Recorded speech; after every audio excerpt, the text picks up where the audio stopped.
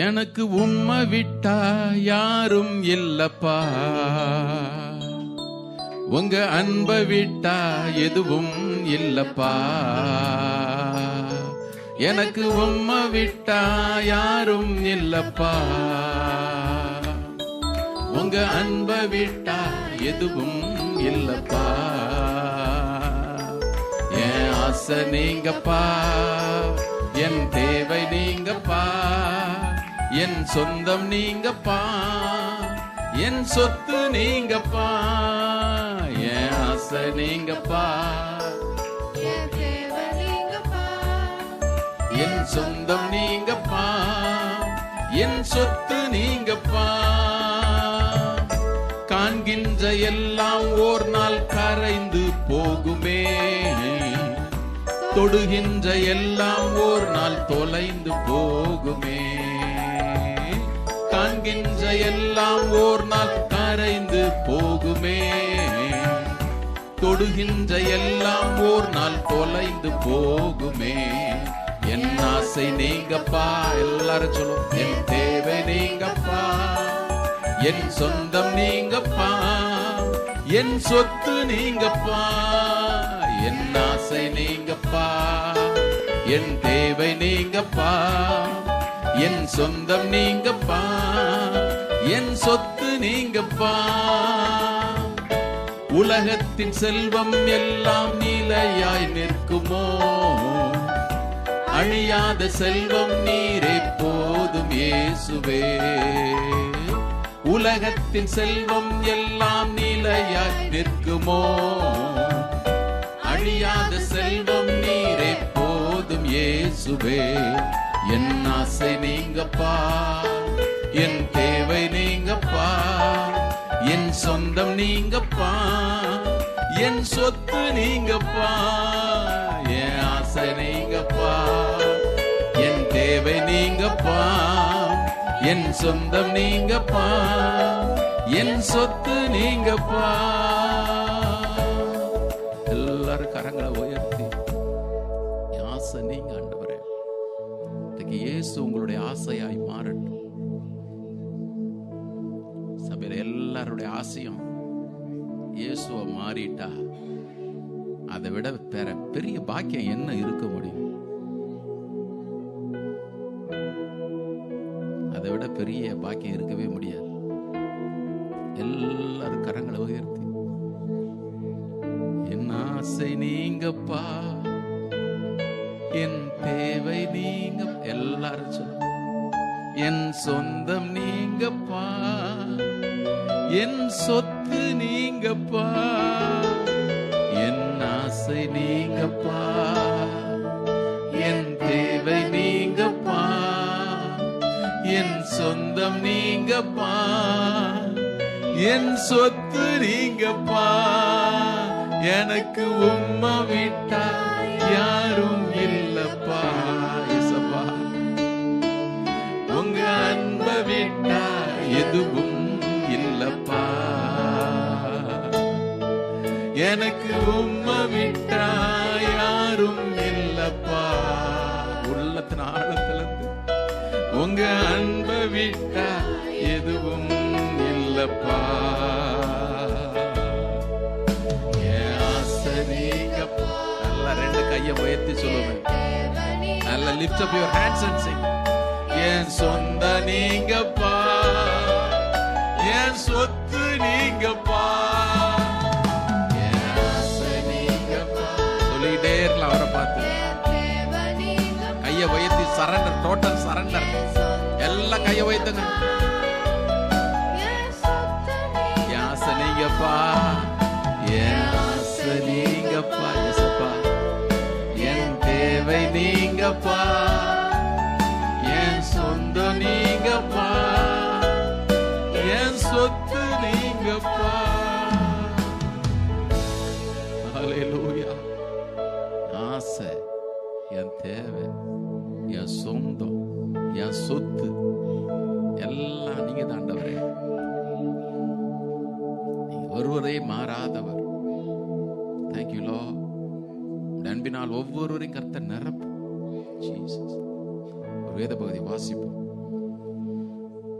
சங்கீதம் 19:12 வரையிலும். Psalm 19 from verse 12 to 14.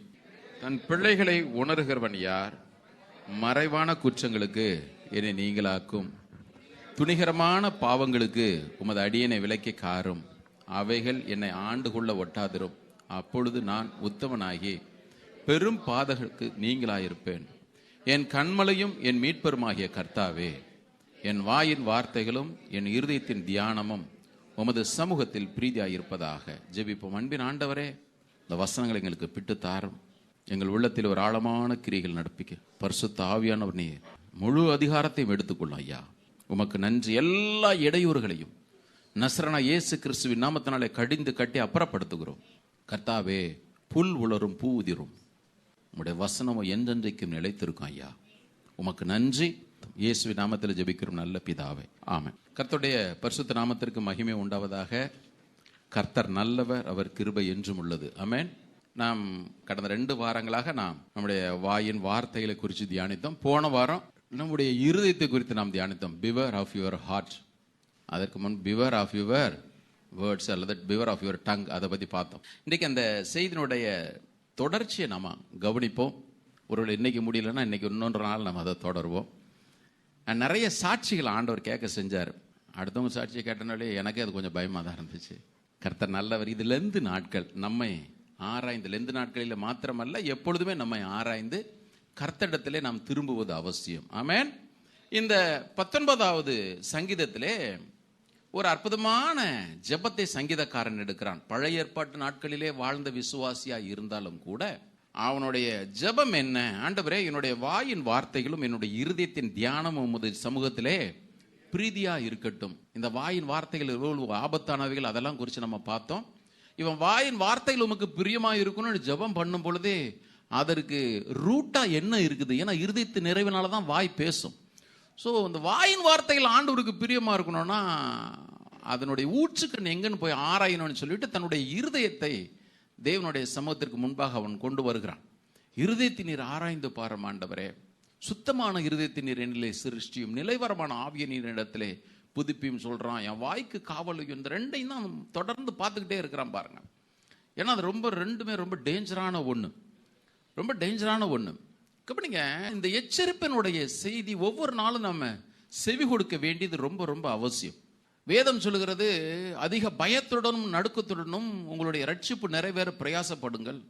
மற்ற இன்னைக்கு அதையும் தியானிக்க போறோம். எபிரேயர் 3வது அதிகாரத்தில் உங்களுடைய இருதயம் கடினப்பட்டு போகாதபடிக்கு எச்சரிக்கையா இருங்கள் சொல்லிட்டு புதிய ஏற்பாட்டு விசுவாசிகளுக்கு ஆவியானவர் எழுதுறார். ஒவ்வொரு முறை எச்சரிப்பு வரும் பொழுதும் யாருக்கும் நினைச்சிருப்பே கூடாது. 1912 ஆண்டு ஏப்ரல் மாதம் 14ஆம் தேதி அட்லாண்டிக் கடல்ல SS கலிபோர்னியான்ற ஒரு கப்பல், அந்த கப்பல் போயிட்டே இருக்கும் பொழுது அங்கிருந்த ரேடியோ ஆபீசர் கப்பல் கேப்டன் வந்து சொல்றார், சார் பயங்கரமான பனிப்பாறைகள், ஐஸ்பர்க். இந்த பனிப்பாறை தெரியும்ல, 100 அடி இருந்துச்சுன்னா 10 அடி தான் வெளியே தெரியும், 90 அடி உள்ள இருக்கும். கப்பல் கேப்டன் வந்து அவர் சொல்றாரு, சார் பயங்கரமான பனிப்பாறைகள் இருக்குன்னு. உடனே கப்பல் கேப்டன் அந்த ரேடியோ ஆபீசருக்கு உத்தரவு போடுறார், பக்கத்தில் இருக்கிற எல்லா கப்பல்களுக்கும் சிக்னல் அனுப்பு, செய்தி மெசேஜ் அனுப்பு, எல்லா கப்பல்களும் ஆங்காங்க நிற்க சொல்லு. வழக்கத்திற்கு மாறாக அதிகமான பனிப்பாறைகள் இந்த இடத்துல இருக்குது. எல்லா கப்பல்களுக்கும், பக்கத்தில் இருந்த எல்லா கப்பல்களுக்குமே அங்கிருந்து செய்தி போச்சு, ஆபத்து, பயணத்தை நிறுத்து, ஆபத்து, பயணத்தை நிறுத்து. கேட்ட எல்லா கப்பல்களும் ஆங்காங்கே தங்களுடைய பயணத்தை நிறுத்தின. ஒரே ஒரு கப்பல் பிரம்மாண்டமா வந்துச்சு, RMS டைட்டானிக். நம்ம எல்லாருக்குமே தெரியும். அங்கிருந்து SS கலிபோர்னியால இருந்து வந்த செய்தியை கேட்டுட்டு இருந்த RMS டைட்டானிக்ல இருந்த ரேடியோ ஆபீசர் இதெல்லாம் கவனிக்கிறதுக்கு நேரம் இல்லை. ஏன்னா உலகத்தில் இருக்கிற எந்த சக்தியாலும் இந்த கப்பலை கவிழ்க்க முடியாது என்று சொல்லி மார்தட்டப்பட்ட கப்பல் அது. வந்த எச்சரிக்கை செய்திகள் எல்லாவற்றையும் ஓரம் போட்டுட்டு கப்பல்ல இருந்து அமெரிக்காவுக்கு போன செய்திகள் அனுப்புறதுல ரொம்ப தீவிரமா இருந்தார். இப்போ SS கலிபோர்னியால இருந்த அந்த ரேடியோ ஆபீசர் எல்லாருக்கும் செய்திகள் அனுப்பிட்டு போய் தூங்க போயிட்டார். RMS டைட்டானிக் கப்பல்ல இருந்து பயங்கரமான கொண்டாட்டம், வான வேடிக்கைகள் நம்ம எல்லாருக்குமே தெரியும். எவராலும் அமிழ்த்தப்படவே முடியாது அப்படின்னு சொல்லிட்டு மார்தட்டப்பட்ட அந்த கப்பல் பனிப்பாறையிலே மோதியது. அதன் பிறகு எச்சரிக்கையாக அவர்கள் அந்த வான வேடிக்கை போடுற வெடிகளை வெடித்தாலும் கூட எல்லாரும் நினைச்சாங்க பயங்கரமான கொண்டாட்டம் நடக்குது போல தெரியாது. யார் அவர்களுக்கு உதவ முன் வரல. பயணிகளும் பணியாளர்களுமாக கிட்டத்தட்ட 1500 பேர் அந்த நள்ளிரவிலே ஜல சமாதி அடைந்தார். ரொம்ப பரிதாபமான வரலாற்றின் பக்கங்கள் அவைகள். ஏன் அவர்களுக்கு எச்சரிப்பு போச்சு. இப்போ எல்லாரும் சேர்ந்து யாரை பிளேம் பண்ண ஆரம்பிச்சாங்கன்னா, இந்த SS கலிபோர்னியால இருந்து அந்த ரேடியோ ஆஃபீஸர், நீ தூங்கி இருந்திருக்க கூடாது. இது நல்ல வேடிக்கை இருக்குல்ல. சில நேரத்தில் பாருங்க, கேட்டு செவி கொடுக்காத மேலேயும் தப்பு இருக்கு, சரியா சொல்லாத மேலேயும் தப்பு இருக்குது. நான் சொல்ல வேண்டியதை நான் சொல்லிடணும். நான் வேதத்தை வாசிக்கும் பொழுதுலாம் ஆண்டவர்கிட்ட ஒண்ணே கேட்கிறேன், ஆண்டவரே நீர் என்ன நோக்கத்தோடு இந்த வேத வாக்கியங்களை எழுதினீரோ அதே நோக்கத்தோடு இதை நான் புரிந்து கொள்ளணும். என்ன நோக்கத்தோடு இந்த வேத வாக்கியங்களை நீர் எழுதினீரோ அதே நோக்கத்தை நான் சபைக்கு பிரசங்கித்தரணும் ஐயா.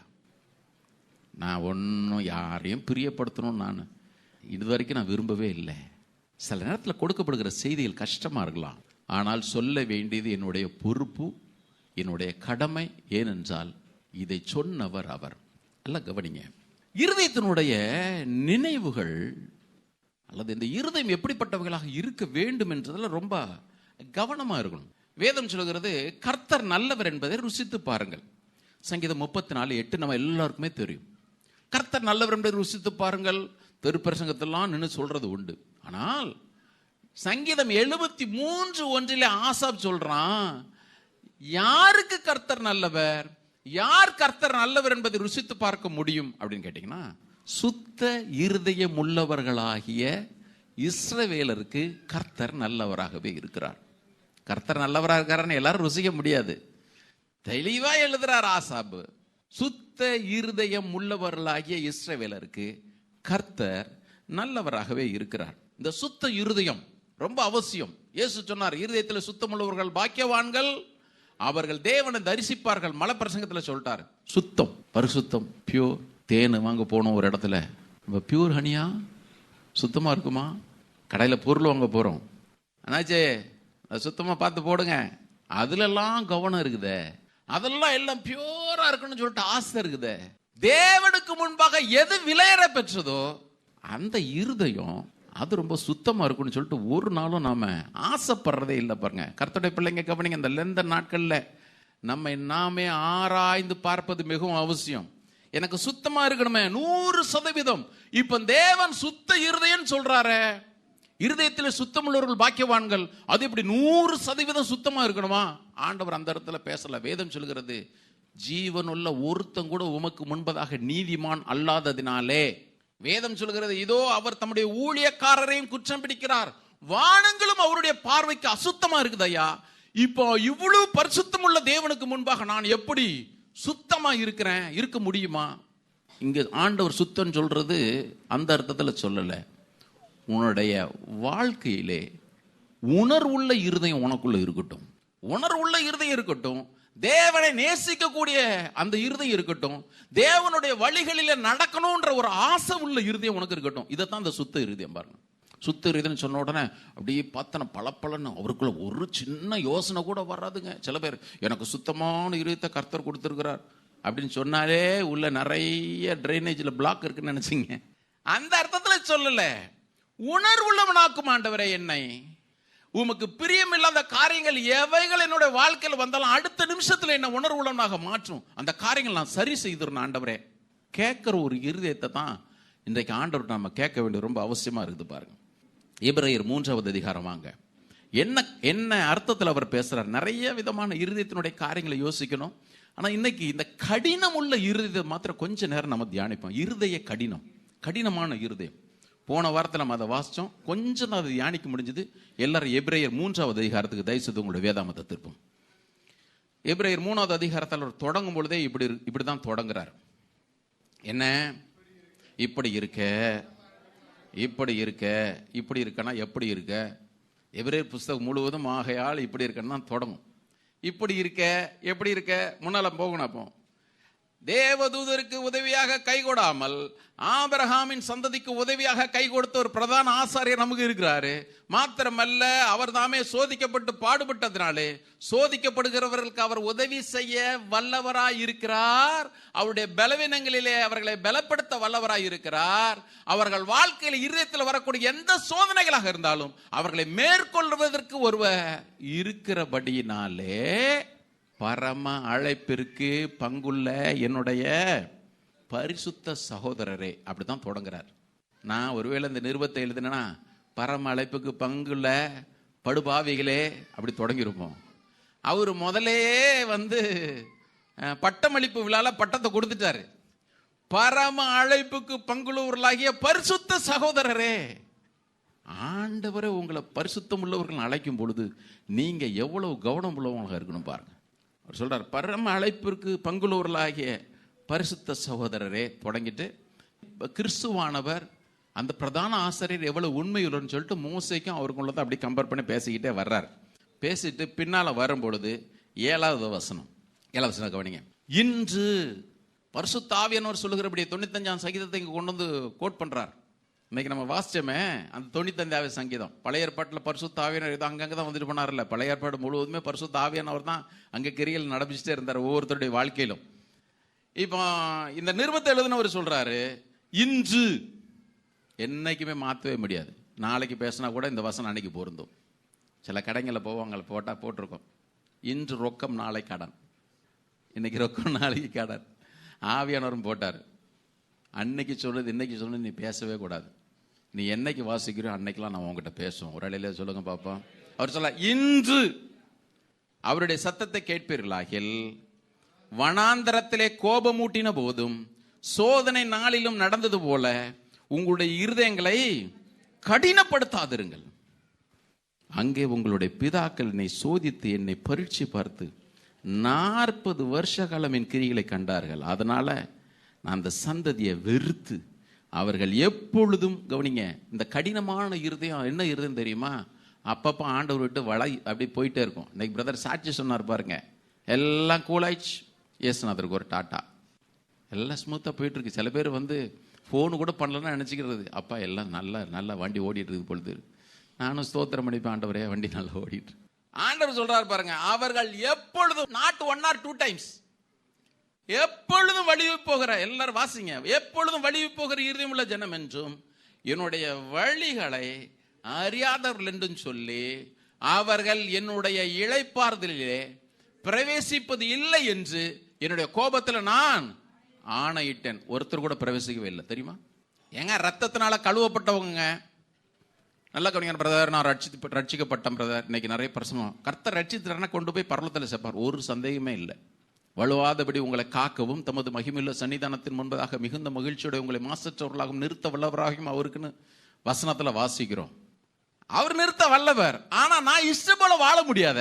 வேதம் சொல்லுகிறது, அவர்கள் ஒவ்வொரு முறையும் பரிசுத்த ஆவியானவர் அவர்களுக்கு எச்சரித்தும் மோசையை கொண்டு அவரிடத்தில் பேசியும் தேவனே அவரிடத்தில் இடைப்பட்டும் அவர்கள் சத்தத்தை கேட்கறதுக்கு உங்களுக்கு மனசே இல்லை. ஆண்டவர் சொல்லிட்டார், இந்த பார், ஒருத்தன் கூட இளைப்பாறுதலில் பிரவேசிப்பதே இல்லை. வசனம் அப்படி நடந்துச்சு.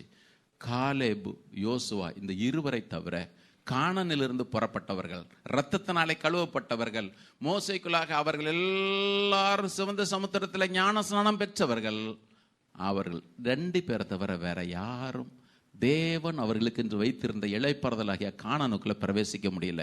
பிரதர், அதையாம் பிரதர் இன்னைக்கு சொல்றீங்க? 1 கொரிந்தியர் 10வது அதிகாரத்தில் பவுல் சொல்றாரு, இவைகள் எல்லாம் நமக்கு திருஷ்டாந்தமாக, கடைசி காலத்திலே வாழ்கிற நமக்கு எச்சரிப்பு உண்டாகும்படி இவைகள் எல்லாம் திருஷ்டாந்தமாக எழுதப்பட்டிருக்கிறது. எச்சரிப்பு உண்டாகும்படி. கர்த்தர் கவனிங்க, இவர் சொல்றாரு 3வது அதிகாரத்தில், அப்படி 15வது வசனத்தை பாருங்க. அங்கே பரீட்சை பார்த்தார்கள். இங்க சொல்றார், இன்று அவருடைய சத்தத்தை. அதுக்கு முன்னாடி பாருங்க 13வது வசனத்துல, உங்களில் ஒருவனாகிலும் பாவத்தின் வஞ்சனையினாலே கடினப்பட்டு, இருதயம் கடினப்பட்டு போகாதபடிக்கு இன்று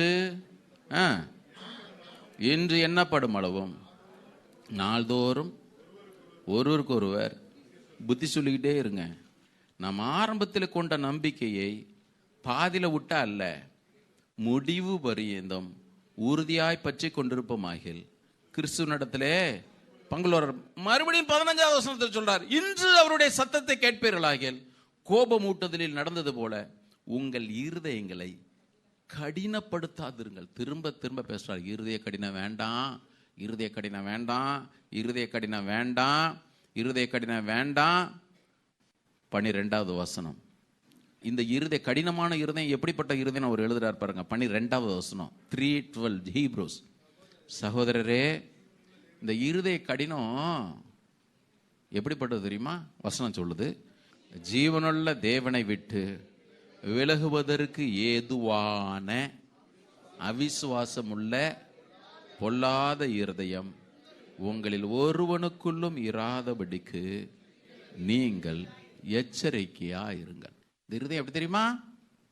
வசனம் சொல்லுது, ஜீவனுள்ள தேவனை விட்டு விலகுவதற்கு ஏதுவான. என்ன அர்த்தம்? நீங்க ஒரு நாள்ல தேவனோடு இருந்தீர்கள், இப்ப சரீர பிரகாரமாக நீங்க தேவனை விட்டு போகல, ஆனா இருதயத்தை விட்டு அப்படியே ஆண்டவர் விட்டு ரொம்ப தூரமா போயாச்சு. கடினமான இருதயம், இருதய கடினம். நான் போன வாரம் உங்களுக்கு வாசிச்சேன், இன்னொரு முறை அதை தமிழ்ல சொல்லிடுறேன். இந்த கடினமான இருதயம் என்பது என்ன? தேவனுடைய வார்த்தைக்கு கீழ்ப்படிய கூடாதபடிக்கு எதிர்த்து நிற்கும்படி ஏற்கனவே தீர்மானித்து விட்ட ஒரு இருதயம். எவ்வளவு பரிதாபம், பயங்கரம். கர்த்தர் பிள்ளைங்க கவனிங்க, கடினமான இருதயம் என்பது என்ன? A hard heart is one that is determined to resist obeying God's word. அதை தட்டி எழுப்புவது சாத்தியமே இல்லை. அதை உணர்வடைய செய்கிறது அதற்கும் வாய்ப்பே இல்லை. பரிசுத்த ஆவியானவருடைய எச்சரிப்பிற்கு இந்த இருதயம் எப்பொழுது எதிர்த்து நின்றுகிட்டே இருக்கும். அந்த மாதிரி ஒரு இருதயம் வந்துருச்சுன்னா அவனை கை கழுவி விட்டுறது தான் பெஸ்ட். கை கழுவி விட்டுறது தான் பெஸ்ட். பாருங்க, எசேக்கியேல் சொல்றார், வாசிக்கலாம். எசேக்கியேல் 33. இந்த கடின இருதயன்றது வேற எங்கேயோ நினைச்சிடாதீங்க. கடின இருதயம் எங்கோ உலகத்தில் எங்கேயோ மூலையில் இருக்கிறாங்க, அல்லது நீங்க பார்க்குற பார்வையை பார்த்தீங்கன்னா ஏதோ பார்லிமெண்ட்ல 10 பேர் உட்கார்ந்துருக்கிறான்னு நினைச்சிட போறீங்க. இவங்களுக்கு தான் கடினமான இருதயம். ஆண்டவர் எப்படிப்பட்ட ஜனங்களை அவருக்கு அங்கே கொஞ்சம் அப்படி நோட் பண்ணி காட்டுறாங்க. எசேக்கியேல் 33வது அதிகாரம் 30ல இருந்து வாசிச்சீங்கன்னா உங்களுக்கு தெரியும். மேலும் மனுபுத்திரனே, சுவர் ஓரங்களிலும் வீட்டு வாசல்களிலும் உணவை குறித்து பேசி, நல்லா கவனிங்க, கர்த்தரிடத்திலிருந்து புறப்பட்ட வார்த்தை இன்னதென்று கேட்போம் வாருங்கள் என்று ஒருவரோடு ஒருவர் ஒருவரும் சகோதரனோட சகோதரன் சொல்லி ஜனங்கள் கூடி வருகிற வழக்கத்தின்படியே உன்னிடத்திலே வந்து உனக்கு முன்பாக என் ஜனங்கள் போல் உட்கார்ந்து உன் வார்த்தைகளை கேட்கிறார்கள். ஆனாலும் அவர்கள் அவைகளின்படி செய்கிறதே இல்லை. அவர்கள் தங்கள் வாயினாலே இன்பமாய் பேசுகிறார்கள். எனக்கு உம்மை வீட்டா யாரும் இல்லப்பா, உங்க அன்பை வீட்டா எதுவும் இல்லப்பா, என் ஆசை நீங்கப்பா, என் தேவை நீங்கப்பா. அவர்கள் தங்கள் வாயிலே இன்பமாய் பேசுகிறார்கள். இப்ப வாசிங்க, அவர்கள் இருதயமோ பொருளாசையை பின்பற்றி போகிறது. இதோ நீ இனிய கொன்றும் கீத வாத்தியம் வாசிப்பதில் சாமர்த்தியம் உடையவன் பாடும் இன்பமான பாட்டுக்கு சமானமா இருக்கிறாய். உண்மைதான்பா. அவர்களுடைய வார்த்தைகளை கேட்கிறார்கள். எசேக்கியேல் ஆண்டவர் சொல்றார். எசேக்கியேல் ரொம்ப நல்லா பாடுவார்னு நினைக்கிறேன், வொர்ஷிப் லீடர் நினைக்கிறேன். சொல்றார் ஆண்டவர், அவர்களுடைய வார்த்தைகளை கேட்கிறார்கள். இப்ப வாசிங்க, ஆனாலும் அவைகளின்படி செய்யாமற் போகிறார்களே.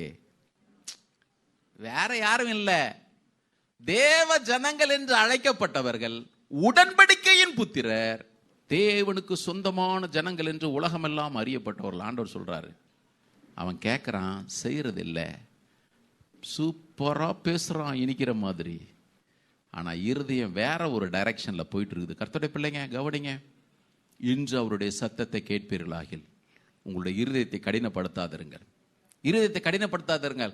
அப்போ ஒரு மனுஷனுடைய இருதயம் கடினமான இருதயமா இருக்கக்கூடாதுன்னு சொன்னா, நான் ஆரம்பத்திலே உங்களுக்கு சொன்னேன், நம்முடைய முழு வாஞ்சையும், நான் ரட்சிக்கப்பட்டிருக்கிறேன்னு சொன்னா நம்முடைய முழு வாஞ்சையும் தேவனை நோக்கியே இருக்கணும். சங்கீதக்காரர் ரொம்ப அற்புதமா தாவீது ஒரு வார்த்தை சொல்லுவான். நீங்க எடுக்க பார்ப்போம்.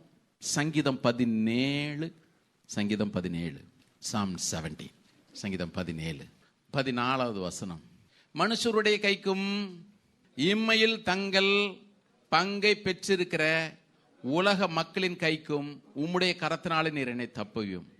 அவர்கள் வயிற்றை உமது திரவியத்தினால் நிரப்புகிறீர்.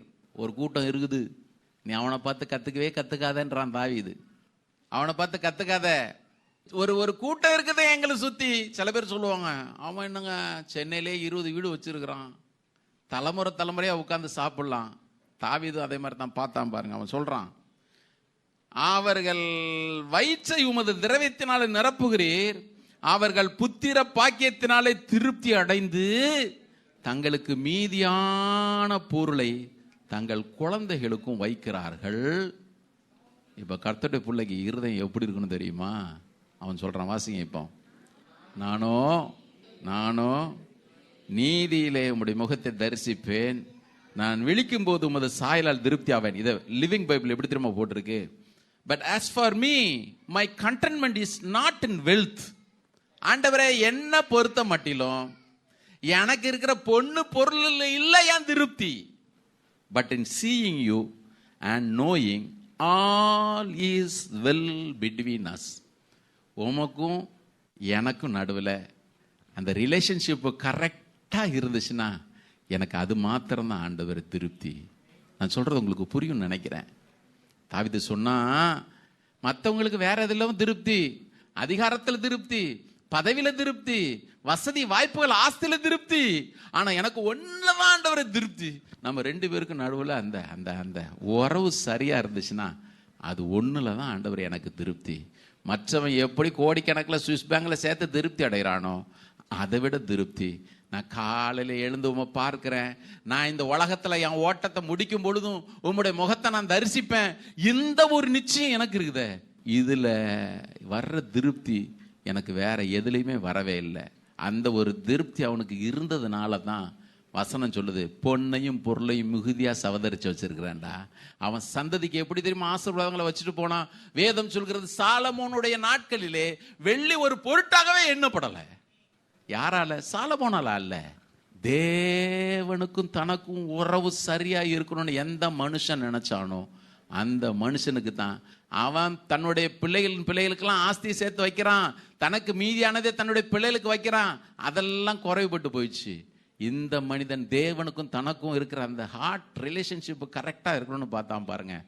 அவன் தலைமுறை ஆண்டவரும் சொன்னாரு, தாவீது நிமித்தம் உன்னை ஆசீர்வதிப்பேன், தாவீது நிமித்தம் உன்னை ஆசீர்வதிப்பேன், தாவீதுக்கு சிங்காசனத்தில் உட்காரத்தக்க புருஷன் இல்லாமற் போவது இல்லை. கடைசி வரைக்கும் கர்த்தர் நடத்தினார் பாருங்க. இன்னைக்கு நம்முடைய தேவனோடு நமக்கு இருக்கிற அந்த உறவை மாத்திரம் கொஞ்சம் நல்லா பார்த்துக்கிறது நல்லதுன்னு நினைக்கிறேன். ஹல்லேலூயா, ஹல்லேலூயா, ஹல்லேலூயா. இதெல்லாம் இல்லாதவங்க எப்படிப்பட்டவங்க? வேதம் சொல்கிறபடி அவர்கள் கடின இருதயம் உள்ளவர்கள். எவர்கள் கடினமுள்ள இருதயம் உள்ளவர்கள்? சபைக்கு உள்ள வரும் பொழுது இயேசுவை நேசிக்கிறேன், இயேசுவை பார்க்கணும், அவருக்கு நெருக்கணுமா இருக்கணும்ன்ற அந்த உணர்வு இல்லாம உள்ள வரும் பொழுது, ஆண்டவரே எப்படியா ஆயிரம் அந்த லோன் அடைக்க உதவி செய்யும், கண்டிப்பா உதவி செய்வார், அது வேற. ஆனால் அது எல்லாம் பிரதான நோக்கம் என்ன தெரியுமா? இப்படியே பரிசுத்த ஸ்தலத்தில் உன்னை பார்க்க ஆசையா இருக்கிற ஆண்டவரே, அவர் சொல்ற இருதயத்தினுடைய எண்ணமே மாறட்டும். அது மாறல அப்படின்னா உன்னுடைய இருதயம் கடினமுள்ள ஒரு இருதயமா தான் மாறும். கடினமுள்ள இருதயமா தான் மாறும். சபைக்கு போயிட்டு பெரிய ஷாப்பிங் மால்ல போயிட்டு பெரிய ஆசீர்வாதங்கள்லாம் அப்படி பொருளை வாங்குற மாதிரியே எண்ணத்துல சபைக்குள்ளேயும் வரக்கூடாது. சபைக்குள்ள வரும் பொழுது தேவன் எனக்கு என்ன கொடுக்கிறார் என்பதை பார்க்கலாம், என்னுடைய முழுமையை நான் அவருக்கு கொடுக்க விரும்புகிறேன் என்கிற ஆசையோடு உள்ள வரணும் பாருங்க. ஹல்லேலூயா, ஹல்லேலூயா. அது இல்லாத வரையில் நம்ம எப்படிப்பட்டவங்களா தெரியுமா இருப்போம்? அடிக்கடி யூதாசை நினைக்கும் பொழுதெல்லாம் யோசிப்பேன், இந்த யூதாஸ்ங்கிற மனுஷன் எப்படி இயேசுநாதர் அற்புதம் செய்யும் பொழுது இவனே கூட இருந்தான், சீடர்கள் அற்புதம் செய்யும்படியாக சுவிசேஷத்தை பிரசங்கிக்கும்படியாக அனுப்பும் பொழுது இவனும் வெளியே போனான், அவனும் சுவிசேஷத்தை பிரசங்கிக்க தான் செஞ்சான். ஆனா இருதயம் மாத்திரம் ஆண்டவரோட ஒட்டிக்கவே இல்லை பாருங்க. வெளியிருந்து பார்க்கறவங்களாம் நினைச்சிருப்பாங்க, ஓ யூதாஸ் 12 சீஷர்கள் நெருங்கின ஐக்கியத்தில் அவனும் ஒருத்தன். ஆண்டவர் ஒருத்தர் தான் சொன்னாரு, ஆகிலும் உங்களுக்கு 12 பேரை நான் தெரிந்து கொள்ளவில்லையா, உங்களுக்கும் ஒருத்தன் பிசாசா இருக்கிறான். இருதய கடினம் பிரதர் ரொம்ப அவசியம். இருதய கடினத்தை ஆராய்வது ரொம்ப அவசியம், ரொம்ப ரொம்ப அவசியம். பாருங்க, இந்த இருதய கடினம் எங்க தெரியுமா? வெளியே இல்லை. நீங்க நினைக்கிற மாதிரி ஏதோ அவன் துன்மார்க்கமா குடிச்சிட்டு ரோட்ல கிடக்குறாங்க, அல்லது எங்கோ கொலபாதகனா இருக்கிறான், அல்லது ஏதோ போதை பொருளை கடத்துறான், அல்லது மற்றவருடைய குடியை கெடுக்கிறான், தான் மாத்திரமே ஆணவத்துல வர்றான், அவர்களை கடின இருதயம் உள்ளவர் என்று நினைச்சிடாதீங்க. ஆண்டவர் சொல்றாரு, சபைக்குள்ள இருக்குது பாரு. அது வாசிக்கலாமா? மத்தேயு 13வது அதிகாரம். மத்தேயு 13வது அதிகாரம். யாரு கடின இருதயம் உள்ளவர்கள்? 5வது வசனம். இன்னைக்கு நம்ம வாசியமா தான் வாசிங்க. எங்க தெரியுமா? விதைக்கப்படுற இடத்துல இருக்குது. விதைக்கிறவர் மனுஷகுமாரன். கரெக்டா? விதைக்கிறவர் மனுஷகுமாரன். விதைக்கப்படுவது தேவனுடைய வார்த்தை. எங்க ஒரு பக்கம் விதைக்கிறோம், எங்க ரோட்ல நின்று விதைக்கிறோம், அது வழியறிக்க விழுந்துருச்சு, அது வேற. அடுத்தது சபைக்குள்ள இருக்கிற கூட்டத்தை பத்தி ஆண்டவர் பேசுறார். மத்தேயு 13வது அதிகாரம் 5வது வசனம். கற்பார், ரொம்ப ஹார்ட் அண்ட் ஹார்ட்டை பத்தி ஆண்டவர் பேசுறாரு. எப்படிப்பட்டவங்க இவங்க? வாசிங்க பார்ப்போம். இப்போ சில விதை அதிக மண் இல்லாத கற்பாரான இடங்கள்ல விழுந்துச்சு. மண் ஆழமா இராததினாலே அது சீக்கிரமாய் முளைத்தது. வெயில் ஏறின போதோ தீந்து போய் வேறு இல்லாமையால் உலர்ந்து போயிடுச்சு. இந்த வசனத்தை அப்படி விளக்கி சொல்றாரு. 20வது வசனம். ஓமையா பேசினதை இப்ப விளக்கமா சொல்றாரு. கற்பார இடங்களிலே விதைக்கப்பட்டவன் யார் அப்படின்னு கேட்டீங்கன்னா, சபைக்குள்ளேயே தான் இருப்பாங்க. நம்ம யார் அப்படி இருக்கவே கூடாது, அதுக்காக சொல்றேன். கற்பார இடங்களிலே விதைக்கப்பட்டவன் வார வாரம் விதைக்கப்படுகிற வசனத்தை கேட்டுட்டு அடுத்தது பாருங்க, உடனே, அது ரொம்ப முக்கியம். உடனே ஒன்னு கேட்கிறோம், அடுத்தது உடனே. அடுத்து சொல்றாரு, சும்மா முறுமுறுத்துலாம் ஏத்துக்கல, சந்தோஷமா ஏத்துக்கிறோம்பா. வரும்பொழுது, பிரதர் கர்த்தர் இன்னைக்கு என்கிட்ட பேசினார் பிரதர், கர்த்தர் என்கிட்ட பேசினார் பிரதர். ஆனா யார் தெரியுமா? யார்? நாம கொஞ்சம் ஆராய்ந்து பார்ப்போம். வசனம் சொல்லுது. இப்ப வாசிங்க பாப்பா அடுத்த வசனத்தை. ஆகிலும் தனக்குள்ளே வேர் இல்லாதவனாய். அதான் ரொம்ப முக்கியம். யாருங்க ஹார்ட் அண்ட் ஹார்ட்? யாருங்க கடின இருதயம் உள்ளவர்கள்?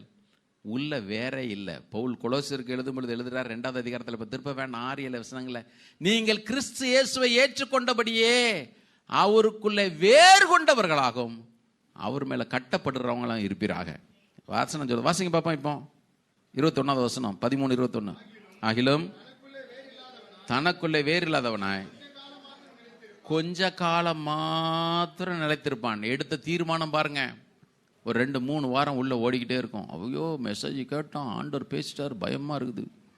எல்லாரும் வாய்க்கு காவலும் போடுறது, கடிவாளமும் போடுறது, எல்லாத்தையும் போட்டு 3வது வாரம் கொஞ்ச காலம் மாத்திரம்.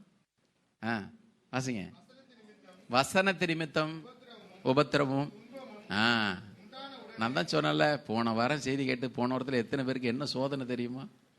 எனக்கே வந்துச்சுன்னா பாருங்க, அட்டைக்கு பார்க்குறேன். ஆண்டவர் சொல்றாரு, இந்த மாதிரி இதெல்லாம் இல்லை, உண்மையில உனக்குள்ள ஒரு சாந்த குணம் வரணுமே தவிர அப்படியே நீங்க பார்க்குற மாதிரி பார்த்தீங்கன்னா சோதனைக்காரன் அவரிடத்திலே வந்து, அவருக்கு பசி உண்டாயிட்டு சோதனைக்காரன் ஏதோ ஒரு விதத்தில் வந்து நிற்கணும்னு வச்சிங்களேன். அது மனைவியா இருக்கலாம், கணவனா இருக்கலாம், பிள்ளையா இருக்கலாம், அப்பாவா இருக்கலாம், அம்மாவா இருக்கலாம், ஏதோ ஒரு சோதனை. கொஞ்ச காலம். வாசிங்க அந்த வசனத்தை. வசனத்து நிமித்தம் உடனே போராட்டம் வருதுன்னா நீங்க உடனே ஓ இயேசுவின் நாமத்துல பிசாசை போடலாம் சொல்லாதீங்க. வசனம் சொல்லுது, வசனத்து நிமித்தம் வருதுப்பா உனக்கு இடர்ல. யானை வரும் பின்னே மணி யோசை வரும் முன்னே.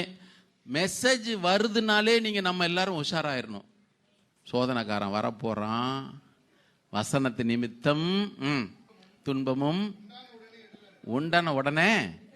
இது அப்படியே லூக்கால எழுதுறாரு பாருங்க, 8:13. லூக்கா 8:13. கற்பாறையின் மேலே விதைக்கப்பட்டவர்கள் கேட்கும் போது சந்தோஷத்தோட வசனத்தை ஏற்றுக்கொள்கிறார். கேட்கும் போதே ஏத்துக்கிறது. நமக்கும் பாப்போம், இங்க இருந்து போட்டா அப்பா நல்ல வசனம் இறங்குதுன்னு நினைப்போம். வாசிங்க. ஆயிலும் தங்களுக்குள்ளே வேர் கொள்ளாதபடியினாலே கொஞ்ச காலம் மாத்திரம்தான் வசனம் உள்ள இருக்கும். சோதனை காலத்துல போச்சு. யார் தெரியுமா? சபைக்குள்ள இருக்கிறவங்க. நீ பக்கத்துல உள்ளவங்கலாம் பார்த்தாலும் சொல்ல வேண்டாம், உங்க கை நீங்களும் வைத்துங்களேன். ஒரு நிமிஷம் எல்லாரும் கை வைத்துங்க பார்ப்போம். நானும் சபைக்குள்ள தான் இருக்கிறேன். சொல்லுங்க, நானும் சபைக்குள்ள தான் இருக்கிறேன். நானும் வசனத்தை கேட்கிறேன். நானும் சந்தோஷத்தோடு ஏத்துக்கிறேன். ஆனா கடைசி வரைக்கும் நிக்க உதவி செய்ய ஆண்டவரே. நீங்க ஏதோ சும்மா கதை கேட்டுட்டு போறேன்னா நினைக்காதீங்க. இந்த கடின இருதயம் ஒண்ணு இருக்கு, கடின கழுத்து ரெண்டும் ஒண்ணுதான். கடின கழுத்துன்னு அவங்க சொல்லும் பொழுது யாருக்கு, இந்த ஸ்டிஃப் நெக்குன்னு வேதம் சொல்லும் பொழுது கடின இருதயம் உள்ளவர்கள், அடிக்கடி கடிந்து கொள்ளப்பட்டும் தன்னுடைய பிடரியை கடினப்படுத்துகிறவன் போட்டிருக்க. அது இந்த இருதய கடினம் தான். என்னதான் மெசேஜ் வரட்டுமே, எத்தனை கேளு.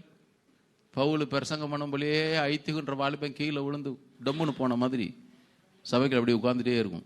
கேட்கும்போது சூப்பரா இருக்கும். இந்த கடின இருதயம் நான் சொன்னேன், இந்த கடின இருதயம் ஏதோ உலகத்துல கடவுள் இல்லைன்னு சொல்றவன் அல்ல, சபைக்கு வராதவன் அல்ல.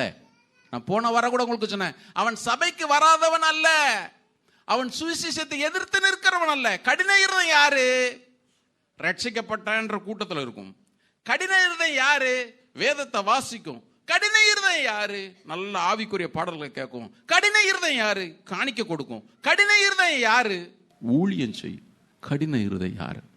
தேவன் தனிப்பட்ட விதத்திலே ஒரு மனுஷனுடைய வாழ்க்கையில பேசும் பொழுது சபைக்குள்ள உட்கார்ந்து இருந்தாலும் கூட, இது எனக்கு அல்ல, நான் இதை எதிர்த்து நிற்கிறேன். இன்னொருத்தல சொல்றா, தேவனுடைய வார்த்தை தன்னுடைய வாழ்க்கையில வரும் பொழுது அதற்கு கீழ்ப்படியாமல் அல்லது தேவனுடைய ஆளுகை தன்னுடைய வாழ்க்கையில வர நினைக்கிற பொழுது பரிசுத்த ஆவியானவர் இந்த கிரியை தொடங்கணும்னு நினைப்பார் பாருங்க. அப்போ கையேடும் ஐயா, நான் உங்களுக்கு சில வசனங்களை காட்டுறேன். நான் உட்காந்து யோசிக்கும் பொழுது எனக்கு பயங்கரமான காரியங்கள்லாம் ரொம்ப ரொம்ப மனசு கஷ்டமா இருந்துச்சு. வேதம் சொல்லுகிறது, இன்னைக்கு நம்ம வாசம் பாருங்க வேத பகுதி, கர்த்தர் பார்வோனுடைய இருதயத்தை கடினப்படுத்தினார். இவன் அவிசுவாசி, கவனிக்கணும். நான் விசுவாசிகளுக்கும் வர்றேன், உலகத்தானே எப்படி இருக்கிறான் பாருங்க. கர்த்தர் பார்வோனுடைய இருதயத்தை கடினப்படுத்தினார். நம்ம எல்லாருமே சொல்லுவோம். இப்போ கர்த்தர் குற்றவாளியா பார்வோன் குற்றவாளியா? கவனிங்க, யாருங்க இருதயத்தை கடினப்படுத்தினது? வாதைகள் 9 வாதைகள் வரும் பொழுதும், 10வது வாதையில சரண்டர் ஆயிட்டான், அது வேற பிரச்சனை. 9 வாதைகள் வரும் பொழுதும் வேதம் சொல்லுகிறது, பார்வோனுடைய இருதயத்தை நான் கடினப்படுத்துவேன் கர்த்தர் சொன்னாரு. இப்ப பார்வோனுடைய இருதயத்தை கர்த்தரே கடினப்படுத்திட்டாரு. அப்ப ஏன் பார்வோன் குற்றவாளியா இருக்கணும்? ஒரு கேள்வி வருமா வராதா? தானே ஆண்டோட போய் பார்வோன் என்ன சொல்லலாம், நானா காரணம், நீர் தானே கடினப்படுத்தினீரு, நீர் விட்டுருந்தீருன்னா நான் பாட்டுக்கு ஃபர்ஸ்ட். நல்லா கவனிங்க, உண்மையில் அர்த்தம் என்ன தெரியுமா? பார்வோனை பற்றி கவனிங்க, முக்கியமான குறிப்பு. இதை நீங்க பைபிளை வாசிக்கும் பொழுது மனசுல வச்சுக்கணும். பார்வோனை பற்றி தேவன் சொன்ன தீர்க்க தரிசனம் தான் அது. அவன் இருதயம் கடினப்பட்டு போயிடுச்சுடா, அவன் இருதயத்தை நான் கடினப்படுத்துறேன் போ. அவனுடைய இருதயம் கடினப்பட்டு போயிடுச்சு. ஏன்? தேவன் எல்லா மனுஷரும் ரட்சிக்கப்படும் சத்தியத்தை அறிகிற அறிவை அடையும் சுத்தமுள்ளவராய் இருக்கிறார். ஆனாலும் தேவனுடைய ஆளுகை எனக்குள்ள வர வேண்டாங்க, நான் சுயமா எதனா செய்வேன் யார் யாரெல்லாம் நினைக்கிறார்களோ அவர்கள் பார்வோனுடைய ஆவியை உடையவர்கள். அந்த ஆவி எங்க தெரியுமா போகுது? ஏதேன் தோட்டத்தில் போய் நிக்குது. நம்ம இப்ப நம்ம வாசிக்கலாம் பாருங்க. யாத்திராகமம் 5வது அதிகாரத்தை எல்லாரும் திருப்புங்க. கடின இருதயம் மறந்துடாதீங்க. நான் குறிப்பை விட்டு வெளியே போகவே இல்லை. இந்த கடினமான இருதயம் எந்த சூழ்நிலையில வருது பாருங்க. யாத்திராகமம் 5வது அதிகாரம் 2வது வசனத்தை எடுத்தவங்க சீக்கிரம் வாசிங்க.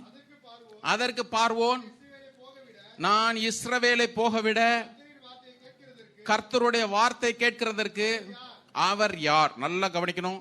கர்த்தரை அறியேன், நான் இஸ்ரவேலை போக விடுவதில்லை. ஆனா அவன்கிட்ட சொல்லப்பட்ட வார்த்தை என்ன தெரியுமா? பின்பு மோசேயும் பார்வோனும் பார்வோனிடத்துல போய், முதலாவது வசனம், இஸ்ரவேலின் தேவனாகிய கர்த்தர் வனாந்தரத்திலே, அங்க கர்த்தர்னு சொல்லல, அவன் தேவனாகிய கர்த்தர். கரெக்டா? அப்படித்தானே சொல்றான். என் பைபிளை வாசிங்க. தேவனாகிய கர்த்தர் வனாந்தரத்தில் எனக்கு பண்டிகை கொண்டாடும்படி ஜனங்களை அனுப்பு அப்படின்னு சொல்றார். இவன் என்ன தெரியுமா சொன்னான்? தேவனாகிய கர்த்தர்னு சொல்லவே இல்லை. கர்த்தரின் வார்த்தையை கேட்கறதற்கு அவர் யாரு? நான் கர்த்தரை அறியேன். கர்த்தருடைய பிள்ளைங்க கவனிங்க, நான் கர்த்தரை அறியேன். இவனுக்கும் இருக்கு அந்த ஒரு வசனத்தை நான் உங்களுக்கு பின்னால உங்களுக்கு காட்டுறேன் பாருங்க. இப்போ இவன் இருதயத்தை நான் கடினப்படுத்தினேன்னு சொன்னார்ல கர்த்தர், அப்படின்னு டோட்டலாவே கடினமா தானே இருந்திருக்கணும். அப்படியே இல்லவே இல்லை. நீங்க வாசிச்சீங்கன்னா ஒவ்வொரு முறையும் வாதம் வரும் பொழுதும், ஐயோ நான் பாவம் செஞ்சுட்டேன், மோசையும் ஆரோனும் கூப்பிட்டு, எப்ப கொஞ்சம் பிரேயர் பண்ணுப்பா, கொஞ்சம் பிரேயர் பண்ணுப்பா, கொஞ்சம் பிரேயர் பண்ணுப்பா. அப்பப்போ இலகிச்சு பாருங்க அந்த இருதயம். அப்படி வாசிங்க பார்ப்போம். யாத்திராகமம் 10வது அதிகாரம் 2வது வசனம். இன்று அவருடைய சத்தத்தை கேட்பீர்களாகில் வனாந்தரத்திலே உங்கள் பிதாக்கள் கடினப்படுத்தினது போல இருதயத்தை கடினப்படுத்தாதிருங்கள். யாத்திராகமம் 10வது அதிகாரம் 2வது வசனம். நான் எகிப்திலே நடப்பித்ததையும் நான் அவர்களுக்குள் செய்த என் அடையாளங்களையும் பார்வோனிடத்தில் போய் சொல்றது. நீ உன் பிள்ளைகளின் செவிகள் கேட்கவும் உன் பிள்ளைகளுடைய பிள்ளைகளின் செவிகள் கேட்கவும் விவரித்து சொல்லும்படிக்கு, நல்ல கவனிங்க, நானே கர்த்தர் என்பதை நீங்கள் அறியும்படிக்கும் நான் அவன் இருதயத்தையும் அவன் ஊழியக்காரருடைய இருதயத்தையும் கடினப்படுத்தினேன் என்றார். அப்படி 17வது வசனத்துக்கு வாங்க. அதே 10:17. இப்போ கடினப்பட்டுச்சுன்னு சொல்றான்ல, அந்த பார்வன் சொல்றான், இந்த ஒரு முறை மாத்திரம் நீ என் பாவத்தை மன்னிக்க வேண்டும். உங்கள் தேவனாகிய கர்த்தர் இந்த சாவை மாத்திரம் என்னை விட்டு விலக்க.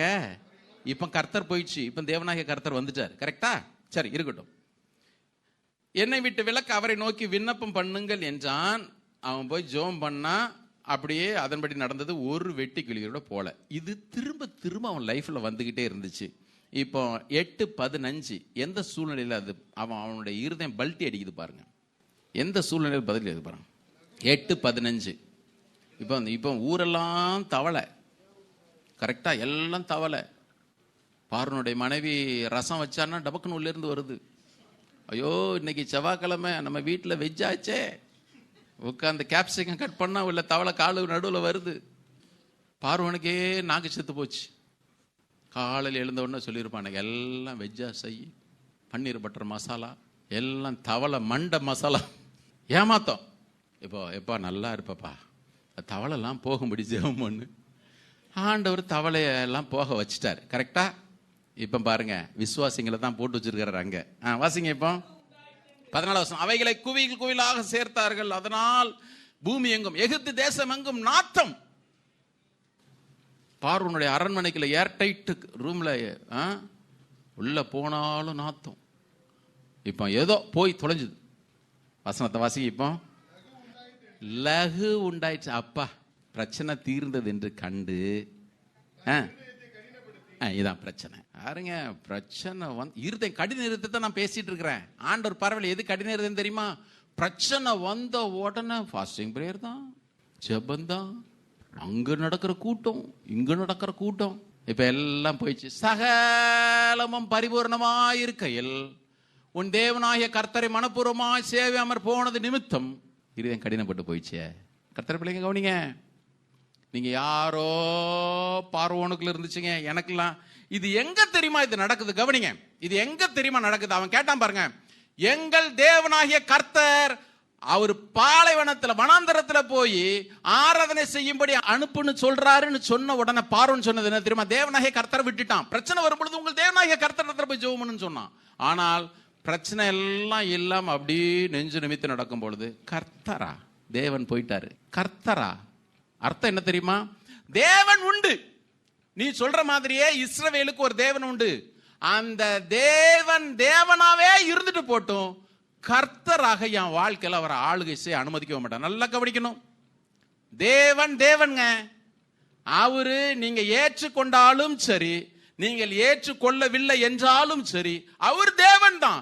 ரோமர் 3:3 பவுல் எழுதுறாரு, சிலர் விசுவாசியாமற் போனாலும் என்ன, அவருடைய அவிசுவாசம் கர்த்தர்னு போடல, தேவனுடைய உண்மையை அவமாக்குமோ அப்படி ஆக்க மாட்டாதே. எழுதியிருக்கிறபடி நீர் நீதிபரர் ஆண்டவரே, வானங்களிலே உயர்ந்த அவருடைய சத்தியம் என்னைக்கு இருக்குது. தேவன் யூஸ் பண்ற வேர்டு கவனிங்க, காட். பார்வன் என்ன தெரியுமா சொன்னா? அவர் காடுங்க, நானும் காடு. அவர் காடா இருந்துட்டு போட்டும், என் வாழ்க்கையில கர்த்தரா இருக்கவே கூடாது. கர்த்தரை பிள்ளைங்க கவனிங்க. தேவன் தேவன் தாங்க. நீங்க விசுவாசிச்சாலும் சரி, நீங்கள் கீழ்ப்படிஞ்சாலும் சரி, நீங்கள் அவரை கனம் பண்ணினாலும் சரி, கனம் பண்ணலனாலும் சரி, அவர் சிங்காசனத்தில் வீச்சு, அவர் தேவன் தான். எப்ப தெரியுமா அவர் கர்த்தரா மாறுவாரு? நீர் என் வாழ்க்கையில் ஆளுகை செய்யும்னு சொல்லிட்டு என்னைக்கு ஒரு மனுஷன் தன்னுடைய இருதயத்தை கொடுக்கிறனோ அப்பதான் உங்க வாழ்க்கையில் வர. காட்னா, லார்ட்னா என்ன அர்த்தம் தெரியுமா? ஆண்டவர். ஆண்டவர். அந்தபடியே சாராலும் ஆபிரகாமை, மறுபடியும் அங்கதான் போய் நிக்க வேண்டியது பாருங்க. லார்ட் எல் ஸ்மால். அந்தபடியே சாராலும் ஆபிரகாமை, என்ன இது சத்தத்தையே காணும் பாரு. பைபிள் எப்படி வசமா இருக்குது இருக்குதே.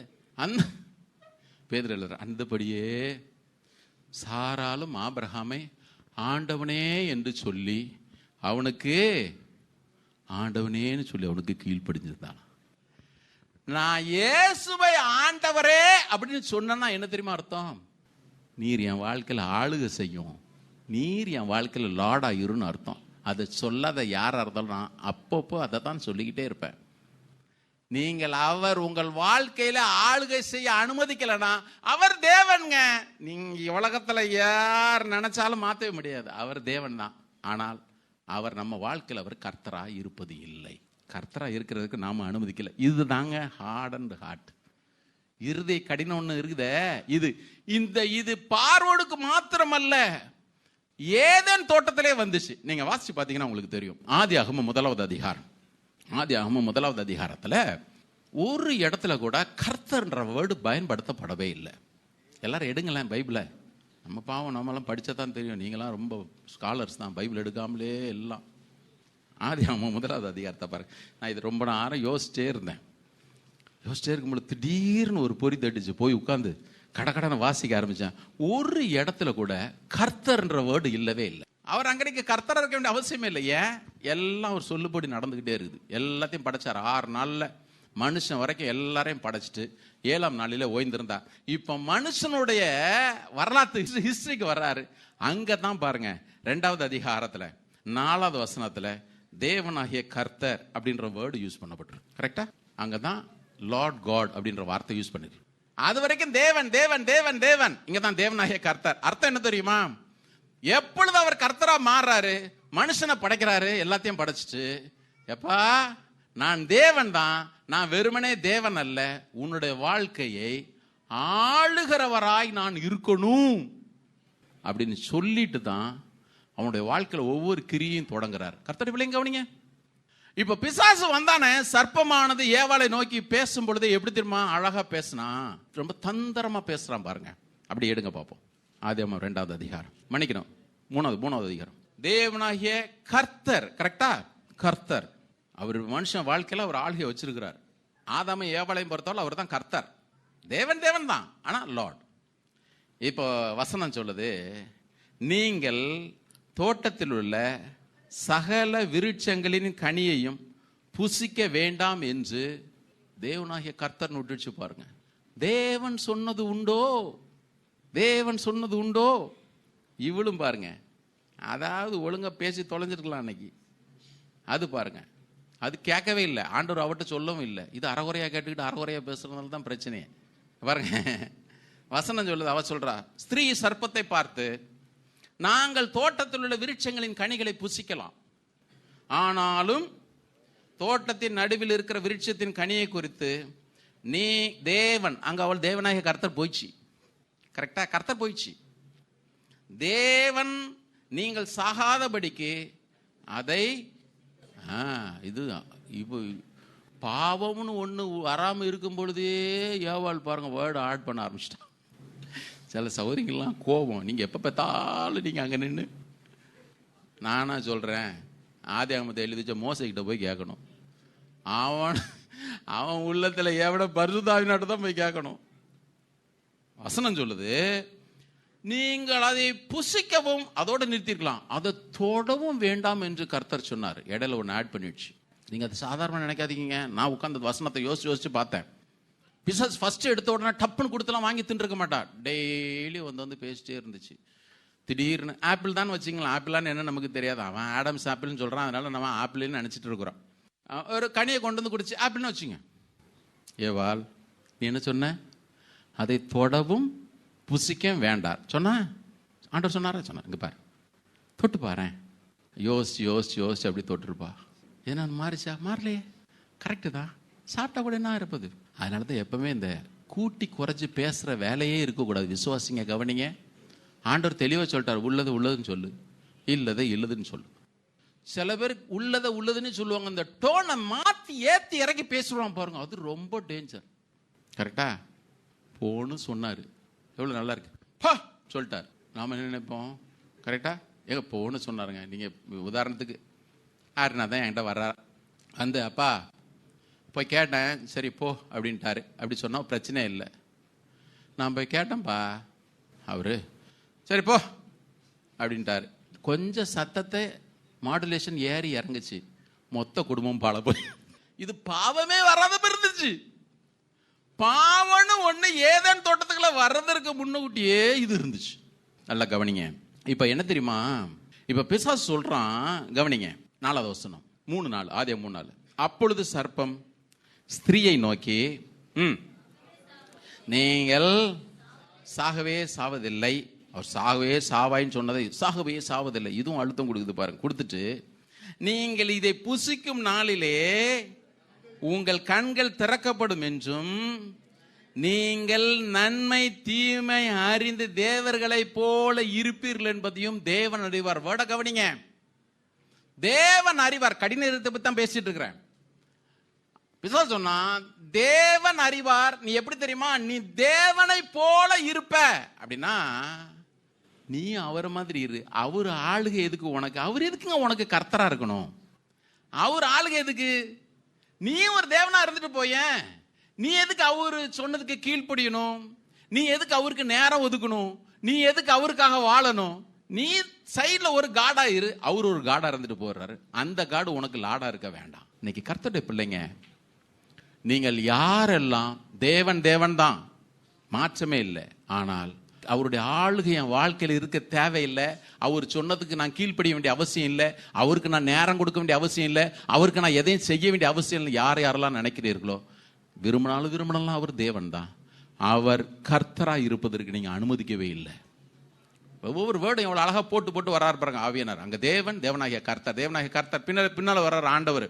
இப்ப தேவன் வந்து கேட்டார்ல, தேவனாகிய கர்த்தர் உலாவுகிறத கேட்கிறாங்க.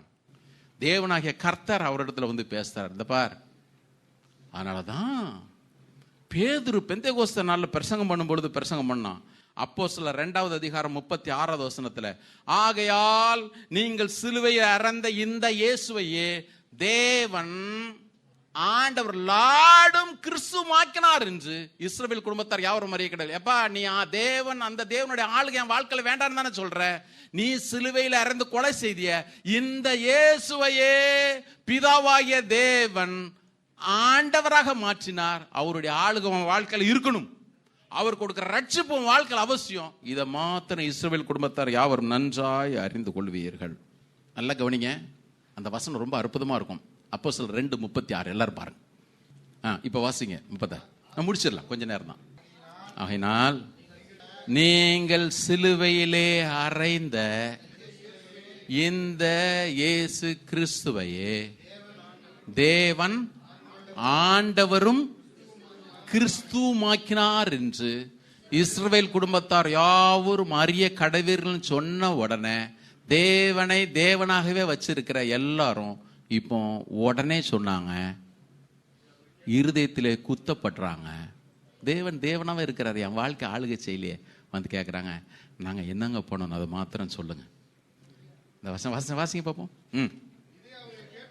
இதை அவர்கள் கேட்ட பொழுது இருதயத்தில் குத்தப்பட்டவர்களாகி பேதுருவையும் மற்ற அப்போஸ்தலரையும் பார்த்து, சகோதரரே, நாங்கள் என்ன செய்ய வேண்டும் என்றார்கள். பேதுரு அவர்களை நோக்கி, நீங்கள் மனம் திரும்பி ஒவ்வொருவரும் பாவ மன்னிப்புக்கு என்று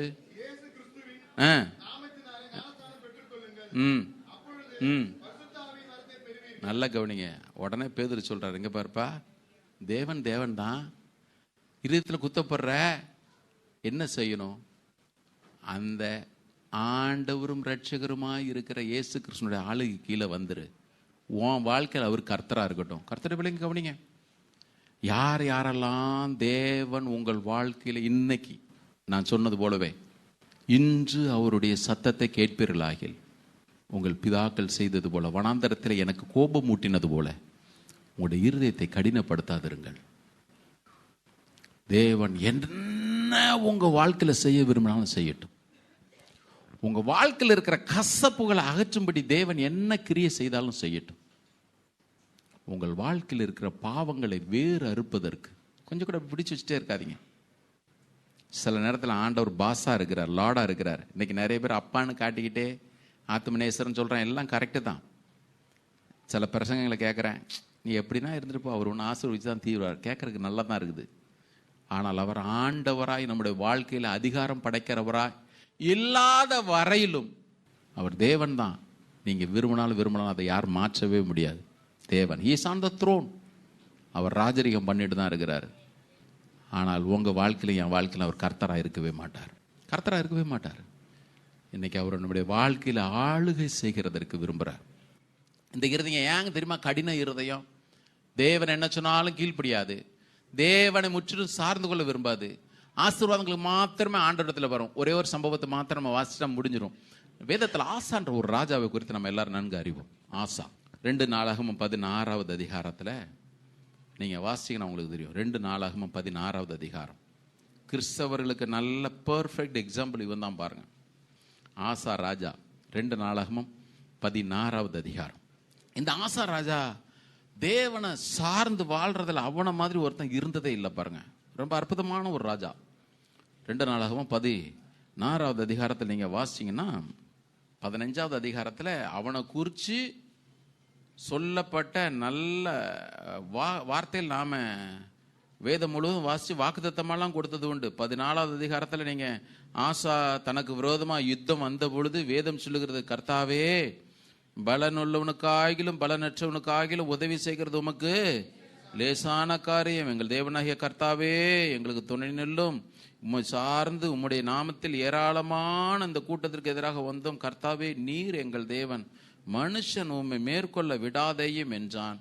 அப்பொழுது கர்த்தர் எத்தியோப்பியரை ஆசாவுக்கும் யூதாவுக்கும் விரோதமாக முறியடித்ததால் எத்தியோப்பியர் ஓடி போனார்கள்.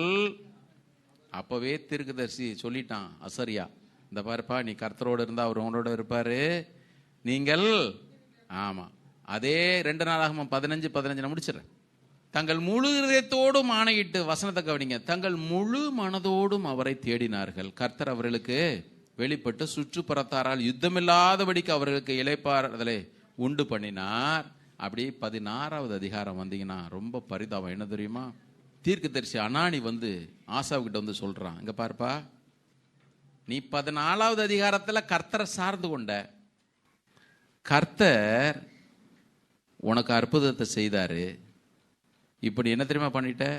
உனக்கு உதவி செய்த கர்த்தர் உனக்கு இருந்தும் கூட சீரியாவின் ராஜாவை சார்ந்து கொண்டபடியினால் சீரியாவினுடைய ராணுவம் உமக்கு கைதுக்கு தப்பி போயிடுச்சு. 8வது வசனத்தினுடைய பின்பகுதி பாருங்க.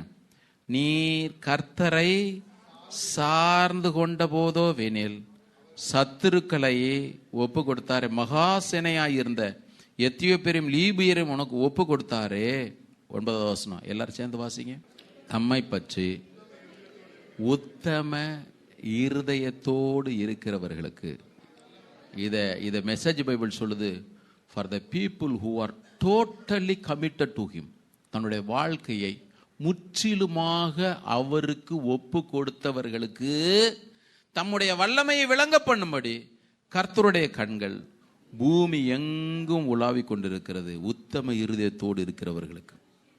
இந்த விஷயத்துல நீ மதிகட்டு போயிட்டியே ஆசாராஜா, மதிகட்டு போயிட்டியே.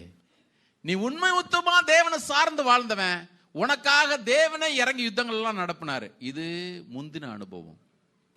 முடிக்கும் பொழுது அதனாலதான் சொல்றேன், அப்போ வாழ்க்கை ஆராய்ஞ்சு பார்த்துக்கணும்.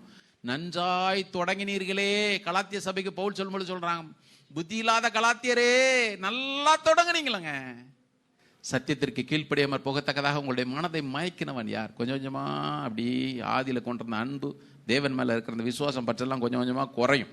வசனம் சொல்லுது, வாசிக்கலாமா? இப்போ அவனுக்கு கோபம், உணர்வடைகிற இருதயம் இல்லை. ஏன்?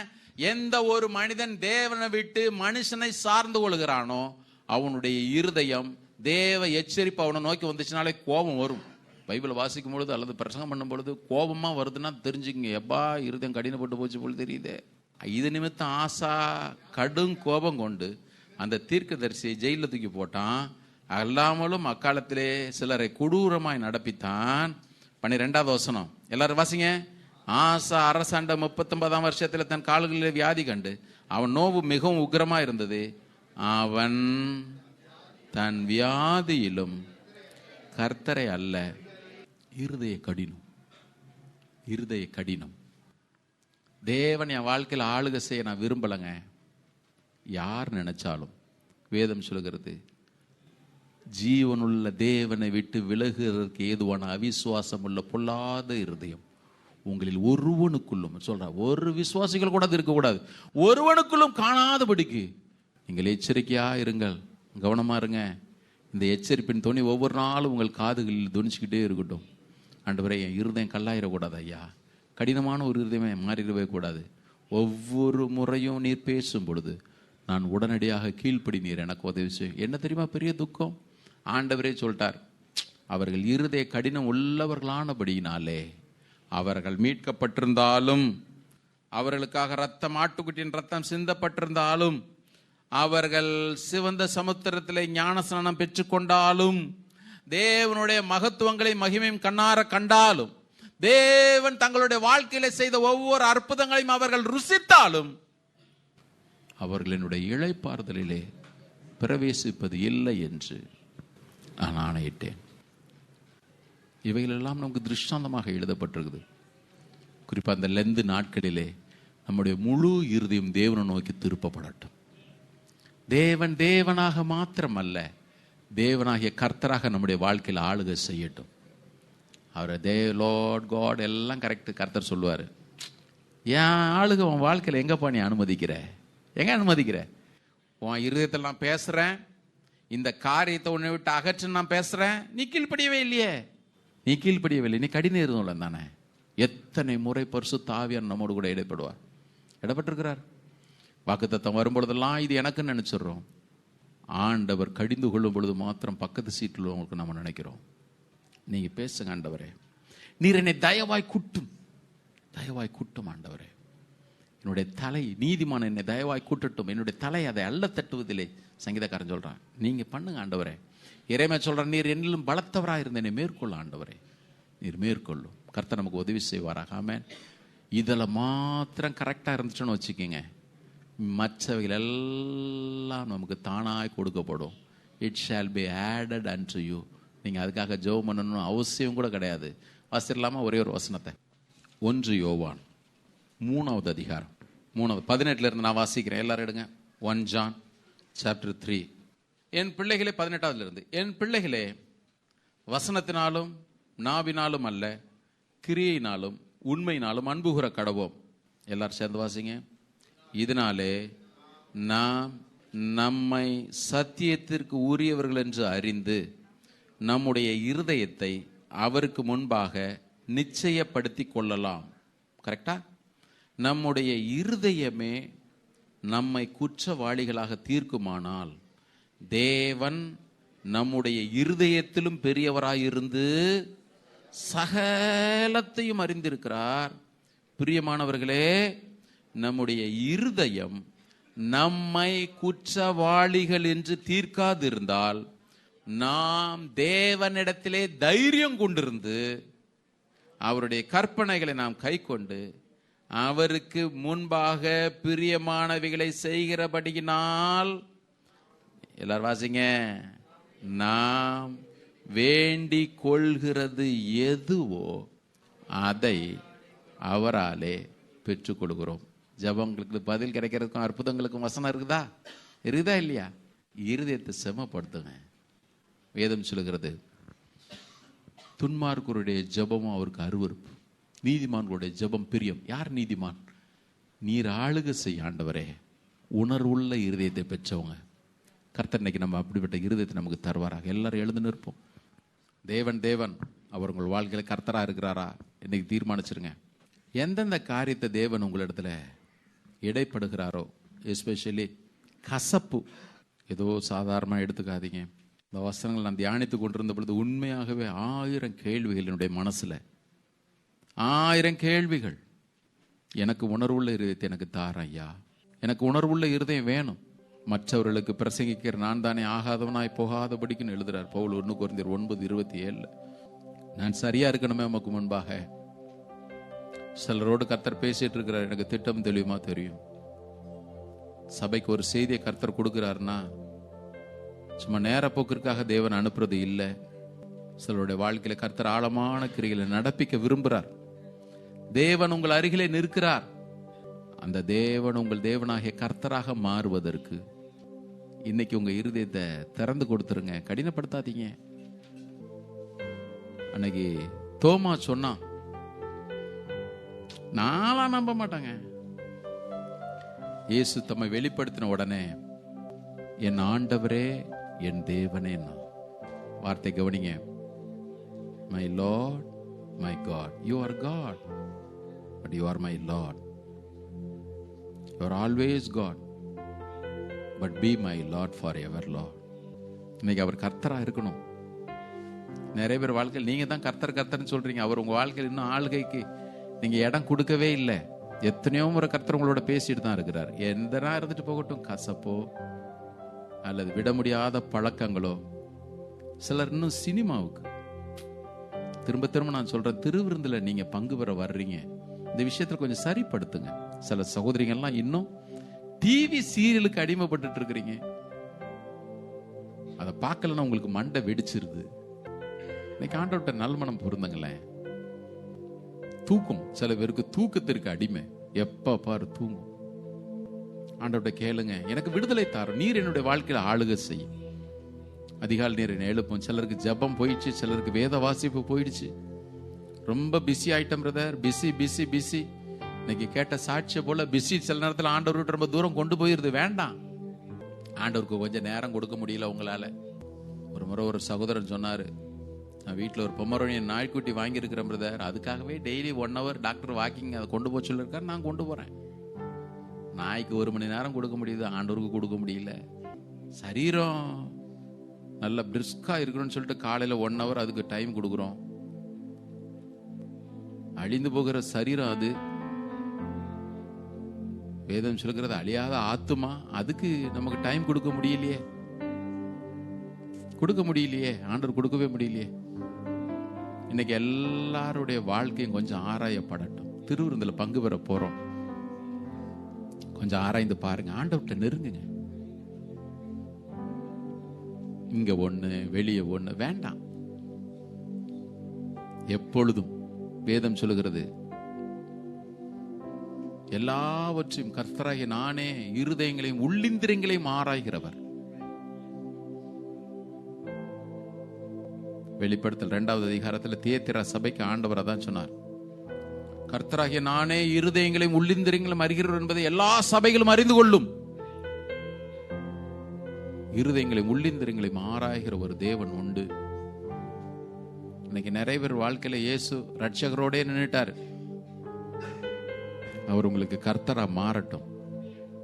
இயேசு இந்த பூமியிலே பிறந்த பொழுது அவரை குறித்து சொன்ன வார்த்தை, இன்றைக்கு உங்களுக்கு கர்த்தராகிய ஆமா இயேசு கிறிஸ்து என்கிற ரட்சகர், கர்த்தராகிய கிறிஸ்து என்னும் ரட்சகர். அங்க இயேசு வந்துடுறாரு, கிறிஸ்து வந்துடுறாரு. நான் இயேசு கர்த்தரா பிறந்தார். இன்னைக்கு நிறைய பேர் வாழ்க்கையில் அவர் கர்த்தரா இல்லை. ஏன்னா அவருடைய ஆளுகையும் அரசாட்சியை நீங்க ஏத்துக்கவே இல்லையே, அவர் சொன்னதுக்கு நீங்க கீழ்ப்படியவே இல்லையே, அப்புறம் எப்படி அவர் கர்த்தரா இருக்க முடியும்? கொஞ்சம் நம்ம ஆராய்ந்து பார்ப்போம். இருதய கடினம் நம்மை விட்டு முற்றிலுமாக அகற்றப்படட்டும். இயேசுவே ஸ்தோத்திரம், ஸ்தோத்திரம், ஸ்தோத்திரம், ஸ்தோத்திரம், ஸ்தோத்திரம், ஸ்தோத்திரம். பலிபீடத்தில் என்னை பரனே படைக்கின்றேனே, இந்த வேளை அடியேனை திரு சித்தம் போல ஆண்டு நடத்திடுமே. அடியேனை திரு சித்தம் போல ஆண்டு நடத்திடுமே. கரங்களை உயர்த்தி, கல்வாரியின் அன்பினையே கண்டு விரைந்தோடி வந்தே. கல்வாரியின் அன்பினையே கண்டு விரைந்தோடி வந்தே. கழுவும் திரு ரத்தத்தாலே ஆண்டவர் பார்த்து கேட்போம், கரை நீங்க இருதயத்தை கழுவும் திரு ரத்தத்தாலே, கரை நீங்க இருதயத்தை ஆவியோடு ஆத்மா சரீரம் அன்பரே உமக்கென்றும் தந்தே. ஆலயமாக்கியே இப்போ ஆசீர்வதித்தருளும். ஆலயமாக்கியே இப்போ ஆசீர்வதித்தருளும்.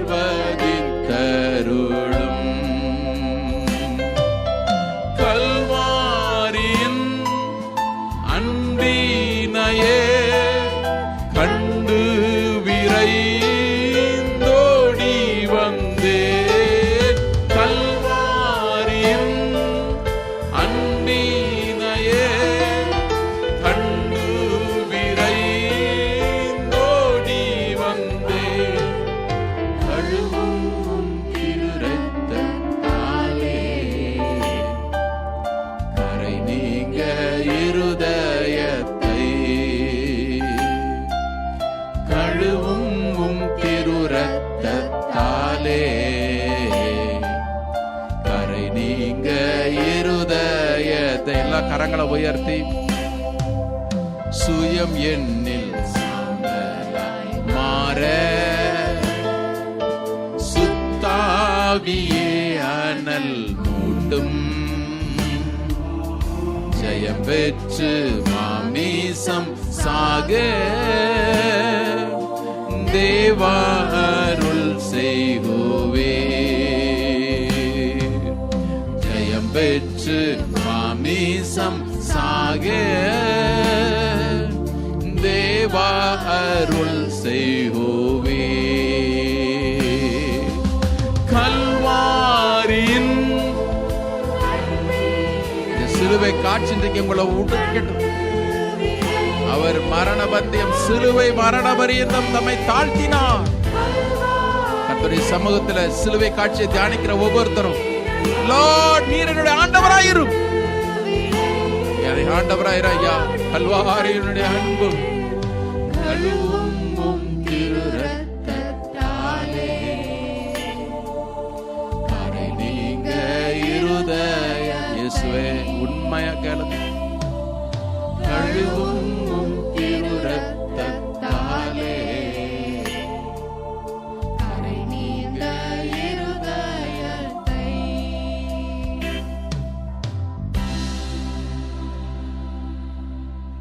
இன்று அவருடைய சத்தத்தை கேட்பீர்களாகில் உங்களுடைய இருதயத்தை கடினப்படுத்தாதிருங்கள். கடினப்படுத்தாதிருங்க. உங்க இருதயம் கற்பாறையுள்ள இருதயமா இருக்க வேண்டாம். கற்பாறையுள்ள இருதயமா இருக்க வேண்டாம். அடிக்கடி தன் மேல பெய்கிற மழைய குடிச்சும்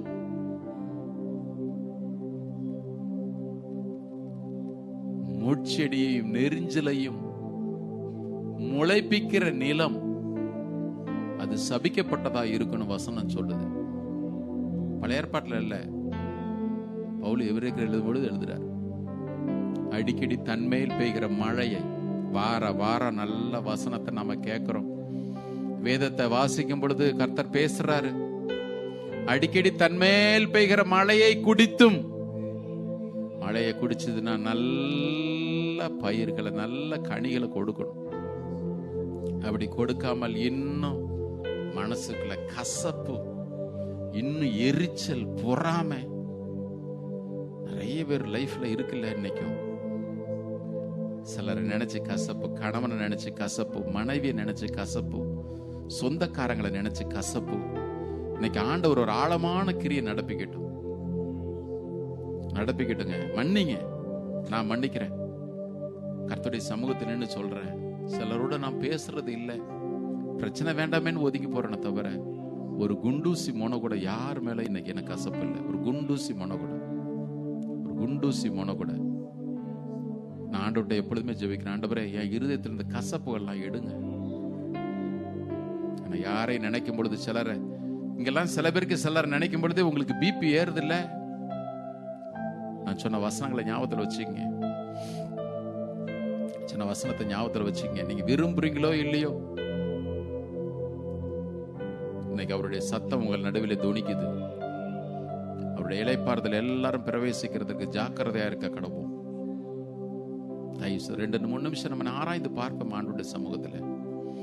ஒருவேளை அதை ஓவர் கம் பண்ண முடியலன்னு ஆண்டவர்கிட்ட கிருபை கேளுங்க. இப்படி செய்யின்னு அவர் சொல்லுவாரே, ஆனால் அதை செய்வதற்கு தேவையான கிருபை அவர் இன்னைக்கு தருவார். நீங்க கேட்டீங்கன்னா தருவார். தேவன் சகலவித கிருபைகளை பெருக செய்ய வல்லவராய் இருக்கிறாரு. ஆண்டவர்கிட்ட கேளுங்க. எல்லாரும் ஒரு நிமிஷம் கண்களை மூடி. ஒருவேளை கணவனை மன்னிக்க முடியல, மனைவியை மன்னிக்க முடியல, உங்க நாத்தனார அல்லது மச்சான யாரோ 2 நிமிஷம் பக்கத்து வீட்டுல உள்ளவங்க மன்னிக்க முடியல, கேளுங்க. ஆண்டவர்கிட்ட கிருபை கேளுங்க. ஜீசஸ் கரதலனாமா சந்துரபலனாசியா. இயேசுவே மக்கு ஸ்தோத்திரம். கர்த்தருடைய திருப்பந்தியில நாம் பங்கு பெறுகிற நேரம் வேதம் சொல்லுகிறது, நம்மை நாமே நிதானித்து அறிந்தால், நம்மை நாமே ஆராய்ந்து பார்த்தால் நாம் நியாயம் தீர்க்கப்படவே மாட்டோம். நாம் நியாயம் தீர்க்கப்படுவோம்.